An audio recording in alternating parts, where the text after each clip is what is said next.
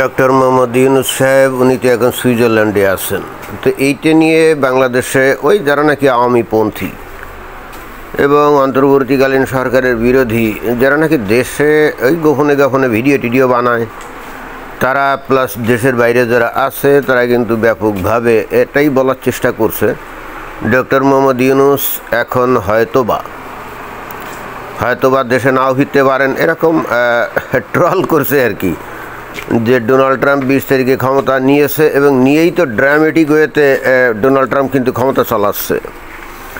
অর্থাৎ আগে যেরকমভাবে ড্রামেটিক কথাবার্তা বলতো, ক্ষমতায় গিয়েও কিন্তু একই ড্রামেটিক ওয়েতে কথাবার্তা বলছে এবং কাজও করছে। 100-র উপরে নির্বাহী আদেশে সই করছে এবং কালকে দেখলাম যে তাদের যে কোস্টাল যে গার্ড আছে, কোস্ট গার্ড, তার যে চিফ আছে তাকে বরখাস্ত করছে তার কর্ম অদক্ষতার জন্য। এবং আমি যেটা বুঝলাম সেটা হলো যে কোস্ট গার্ডের একটা অন্যতম দায়িত্ব হলো ওই যে বহির্দেশীয় যে অবৈধ লোকজন ওই ইয়ের মধ্যে ঢোকে, এই দেশের মধ্যে ঢোকে, আমেরিকার মধ্যে ঢোকে, এখানে কোস্ট গার্ডের একটা বড় দায়িত্ব আছে। তো সম্ভবত জো বাইডেনের আমলে ওই কোস্ট গার্ড প্রধান একজন মহিলা, কি নাম জানি, সে মনে হয় ঠিকঠাক মতো এইগুলো করে নাই এবং অবৈধ অভিবাসী আমেরিকা থেকে বের করে দিবে, এই ধরনের একটা প্রোগ্রাম তো ডোনাল্ড ট্রাম্পের হাতে আছে এবং অলরেডি স্বাক্ষর করে ফেলছে নাকি, বর্ডার ইমার্জেন্সি ঘোষণা করছে। তার মানে ঘটনা কিন্তু ঘটতে যাচ্ছে, দেরি কিন্তু করে নাই, কারণ ডোনাল্ড ট্রাম্প খুব ভালো করে জানে তার হাতে সময় বেশি নাই, 4 বছর, এরপরে আর সে নির্বাচিত হতে পারবে না জনগণ যদি চায়ও। সুতরাং যা করার এই 4 বছরের মধ্যে করতে হবে, হাতে সময় বড় কম। আর আগে 4 বছরে সে এত অভিজ্ঞ ছিল না, সে আসলে পলিটিক্স করতো না, তো কিভাবে আমেরিকান প্রশাসন কাজ করে, কিভাবে তার নিজস্ব যে লক্ষ্য এবং উদ্দেশ্য এগুলো বাস্তবায়ন করার জন্যে এখানে কাদের কাজে লাগাতে হবে এবং কাজ করতে গেলে কারা প্রতিবন্ধকতা সৃষ্টি করে এবং সেগুলোকে কিভাবে মানে অতিক্রম করতে হবে, এই ধরনের টেকনিক তার অনেক ক্ষেত্রে জানা ছিল না, ফলে অনেক কাজই সে করতে পারেনি। কিন্তু তখন তার অভিজ্ঞতা হয়েছে যে এই আমেরিকান প্রশাসনে কিভাবে কাজ করতে হয় এবং নিজস্ব এজেন্ডা কীভাবে বাস্তবায়ন করতে হয়। এই জন্যে অন্যবারের তুলনায় আপনারা যদি দেখেন যে ডোনাল্ড ট্রাম্পকে এবার অনেক বেশি কনফিডেন্ট মনে হচ্ছে এবং অনেকটা কি বলা যায়, অনেকটা একেবারে সেই হিটলারের মতো ভাবচক্কর, তাই না?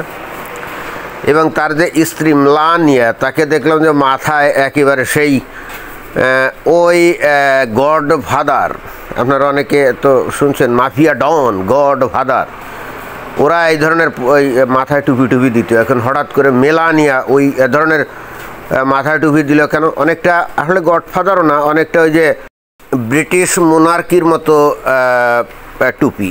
আপনারা যদি কিছুদিন আগে যে রানী এলিজাবেথ মারা গেলেন, তাই না?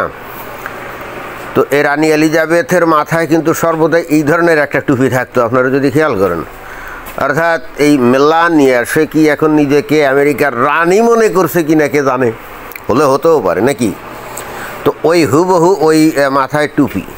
তো যে কথা বলছিলাম যে ডোনাল্ড ট্রাম্প তো মোটামুটি একটা অ্যাকশানে চলে গেছে, অ্যাকশান মোড়ে চলে গেছে।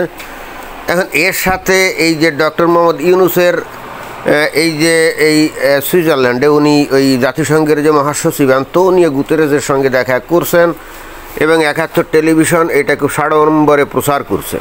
এর সম্পর্ক কি?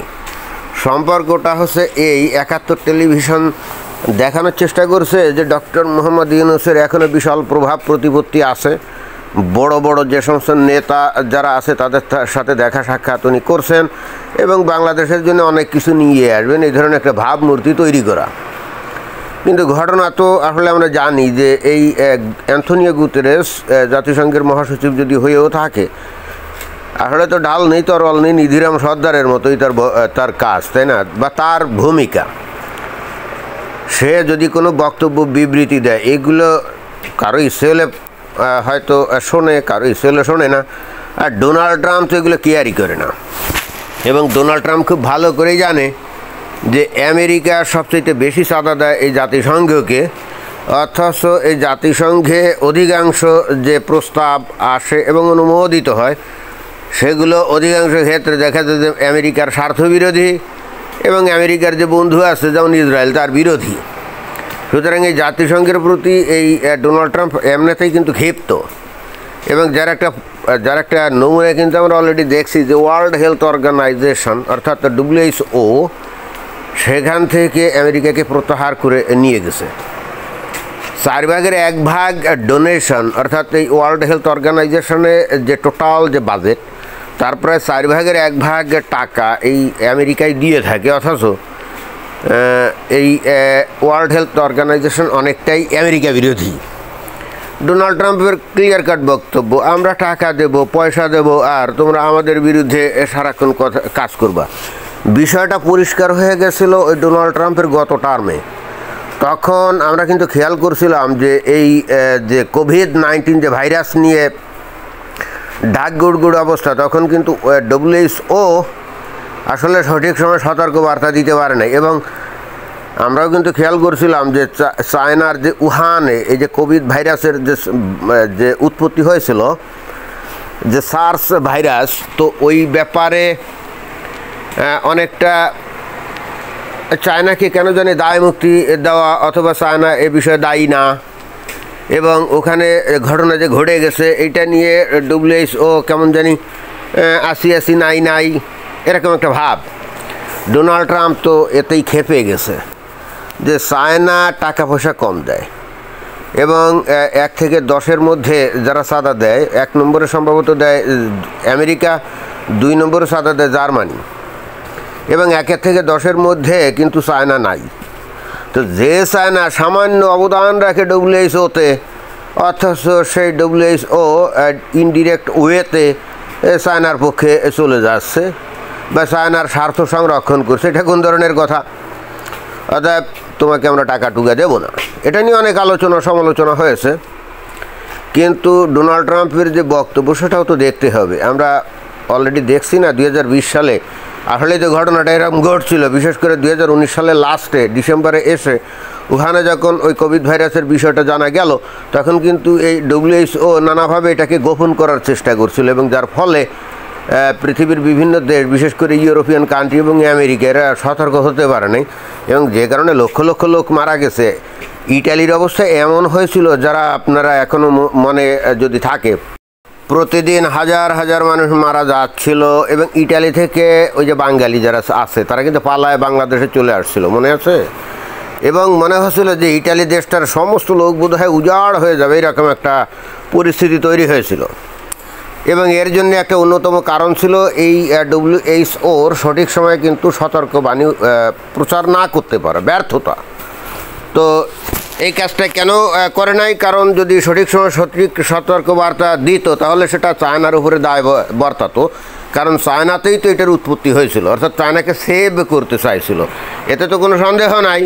তো ডোনাল্ড ট্রাম্প এখন এসে তাহলে কি ওই WHO-কে আবার টাকা দিবে নাকি, আবারও চায়নার স্বার্থ সংরক্ষণ করবে? যাই হোক, এখন এই ডোনাল্ড ট্রাম্প ক্ষমতায় চলে আসছে, আওয়ামী লীগের লোকজনরা নানা রকম আশা আকাঙ্ক্ষায় বসে আছে, কিন্তু তাদেরকে এখনও ডোনাল্ড ট্রাম্প হতাশ করছে। ডোনাল্ড ট্রাম্প এখনও বাংলাদেশ নিয়ে কোনো কিছু বলে নাই।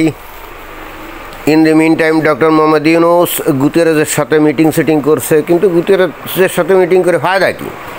গুতেরেস কি কোনো আশ্বাস ভরসা দিতে পারবে নাকি? কিছুই দিতে পারবে না, কারণ অতঃপর ডোনাল্ড ট্রাম্পের প্রশাসন এই জাতিসংঘকে এক হুমকি দিলে খেলা শেষ। ইন দি মিন টাইম দেখলাম যে ভারতের জয়শঙ্কর পররাষ্ট্রমন্ত্রী, ওই যে আমেরিকার মার্কো রুবিও নতুন যে পররাষ্ট্রমন্ত্রী বা ফরেন সেক্রেটারি বা সেক্রেটারি অফ স্টেট, তার সাথে মিটিং করে ফেলছে, দ্বিপাক্ষিক সম্পর্ক নিয়ে কথাবার্তা বলছে। এখন গোপনে গোপনে কী কথাবার্তা বললো কে জানে, সেখানে বাংলাদেশ প্রসঙ্গ আসছে কি না। আমাদের আসলে মূল আগ্রহ জানার বাংলাদেশ নিয়ে কি হলো, তাই না? ভারতের জয়শঙ্কর গিয়ে গোষ্ঠীযুদ্ধ কার কী আলাপ করলো না করলো, এটাতে তো আমাদেরকে কোনো আগ্রহ নাই। তারা চাঁদের দেশে যাওয়ার প্ল্যান করলো নাকি মঙ্গল গ্রহে যাওয়ার প্ল্যান করলে এটা নিয়ে তো আমাদের জানার ন্যূনতম কোনো আগ্রহ নেই। আমাদের আগ্রহ বেচারা তুমি মার্কো রুবিওর সাথে বাংলাদেশ নিয়ে কী কথাবার্তা বলছো, বাংলাদেশ নিয়ে কী খেলা খেলতে যাচ্ছ এবং এ বিষয়ে কী বিবৃতি আছে। কিন্তু আমরা খুবই হতাশ, কোনো রকম কোনো বার্তা আমরা এখনও পাই নাই। হয়তো আরও কিছুদিন ওয়েট করতে হবে, তাই না? আপাতত শেখ হাসিনা এবং আওয়ামী লীগ অপেক্ষাতে আছে কবে সেই সুদিন আসবে যখন আমেরিকার প্রশাসন থেকে ওই বাংলাদেশের এই ডক্টর মোহাম্মদ ইউনূস সরকারের ওপরে ভয়ঙ্কর চাপ আসবে। তো আশা থাক, আদৌ ভয়ঙ্কর চাপ আসবে কিনা কে জানে। এখন ভারতের মনে কী প্ল্যান আছে তাও আমরা জানি না, কী খেলতে যাচ্ছে, আমাদেরকে অপেক্ষাতে থাকতে হবে। বাট ডক্টর মোহাম্মদ ইউনূস কিন্তু জনগণের কাছে দেখাতে চাচ্ছে যে দেখো আমার সাথে এখনও সবার সাথে ব্যাপক সম্পর্ক আছে, অর্থাৎ চিন্তার কোনো কারণ নাই। বাট আমার মনে হয় না যে তারপরেও বাংলাদেশের মানুষ এতে ব্যাপকভাবে আশান্বিত হচ্ছে এবং নিশ্চিত হচ্ছে যে না, ভবিষ্যতে ভালো দিন আছে। আমার কাছে সেটা মনে হয় না।